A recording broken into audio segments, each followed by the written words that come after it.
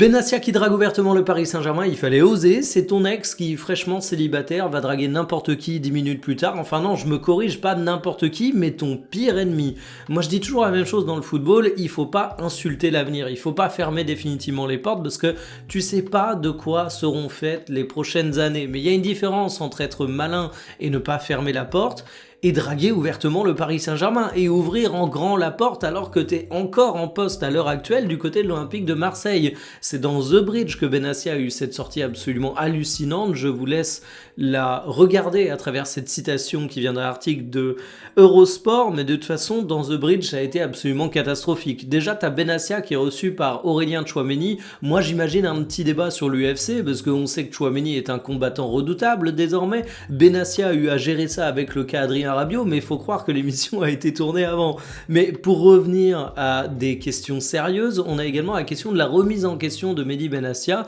Il est interrogé là-dessus sur est-ce qu'il aurait changé des choses s'il avait pu du côté de son passage à Marseille. Et là, c'est assez effarant. Déjà, il dit qu'il aurait pu faire comme tout le monde et pas y aller tous les jours à Marseille. Donc là, il se remet pas en question, hein, il s'autosuce et il dit qu'il aurait pu fermer des yeux sur les comportements problématiques à l'Olympique de Marseille, mais une nouvelle fois, il ne se remet pas du tout en question. Et ce qui ressort en fait de ce passage de Mehdi Benassia, c'est un mec qui a une très haute estime de lui-même, c'est un mec qui ne se remet pas du tout en question et c'est un mec qui drague ouvertement le rival alors qu'il est encore en poste à Marseille. Et vous savez ce qui est le plus triste, c'est que vous allez voir cette news et vous allez avoir l'impression que j'aime pas Mehdi Benassia. C'est tout l'inverse. Moi, je considère que Benassia est un mec hyper compétent.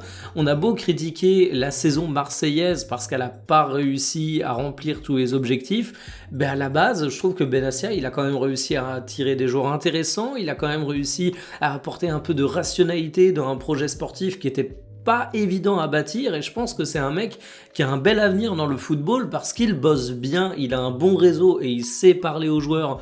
Donc franchement, j'aime beaucoup Benassia, mais alors cette sortie médiatique, elle est pas en sa faveur, hein.